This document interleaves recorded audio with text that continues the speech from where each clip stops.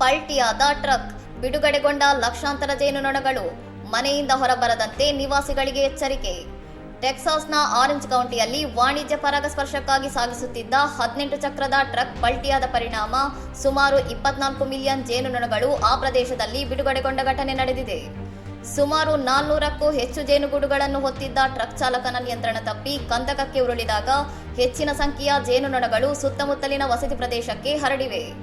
ನಿವಾಸಿಗಳ ಸುರಕ್ಷತೆಯನ್ನು ದೃಷ್ಟಿಯಲ್ಲಿಟ್ಟುಕೊಂಡು ತುರ್ತು ಅಧಿಕಾರಿಗಳು ಕಿಟಕಿ ಮತ್ತು ಬಾಗಿಲುಗಳನ್ನು ಮುಚ್ಚಿ ಮನೆಯೊಳಗೆ ಇರುವಂತೆ ಸೂಚನೆ ನೀಡಿದ್ದು, ಅಪಘಾತ ನಡೆದ ಸ್ಥಳದ ಸುತ್ತಮುತ್ತಲಿನ ರಸ್ತೆಗಳನ್ನು ಬಂದ್ ಮಾಡಲಾಗಿತ್ತು. ಈ ಜೇನುನೊಣಗಳು ಆಧುನಿಕ ಕೃಷಿಯ ಅತಿ ಮುಖ್ಯ ಭಾಗವಾಗಿದ್ದು, ವಿವಿಧ ಬೆಳೆಗಳ ಪರಾಗಸ್ಪರ್ಶಕ್ಕಾಗಿ ಇವುಗಳನ್ನು ರಾಜ್ಯಗಳ ನಡುವೆ ಸಾಗಿಸಲಾಗುತ್ತಿತ್ತು. ಘಟನೆಯಲ್ಲಿ ಯಾವುದೇ ಪ್ರಮುಖ ಗಾಯಗಳಾಗಿಲ್ಲವಾದರೂ ಹಲವರಿಗೆ ಜೇನು ಕಡಿತದಿಂದ ಸಣ್ಣ ಪುಟ್ಟ ಗಾಯಗಳಾಗಿವೆ. ಸ್ಥಳೀಯ ಜೇನು ಸಾಕಣೆದಾರರು ಕೂಡಲೇ ಘಟನಾ ಸ್ಥಳಕ್ಕೆ ಆಗಮಿಸಿ ರಾಣಿ ಜೇನುನೊಣಗಳನ್ನು ರಕ್ಷಿಸುವ ಮತ್ತು ಹಾನಿಗೊಳಗಾದ ಜೇನುಗೂಡುಗಳನ್ನು ಪುನಃ ಸ್ಥಾಪಿಸುವ ರಕ್ಷಣಾ ಕಾರ್ಯದಲ್ಲಿ ತೊಡಗಿಸಿಕೊಂಡಿದ್ದಾರೆ. ತಜ್ಞರ ಅಂದಾಜಿನ ಪ್ರಕಾರ ಈ ಅಪಘಾತದಿಂದಾಗಿ ಕೇವಲ 25% ಜೇನುಗೂಡುಗಳು ಮಾತ್ರ ಬದುಕುಳಿಯುವ ಸಾಧ್ಯತೆ ಇದ್ದು, ಇದು ಕೃಷಿ ವಲಯಕ್ಕೆ ದೊಡ್ಡ ನಷ್ಟವಾಗಿದೆ. ಇನ್ನಷ್ಟು ಸುದ್ದಿಗಳಿಗಾಗಿ ನೋಡ್ತಾ ಇರಿ ಸೌರಂ ಟಿವಿ.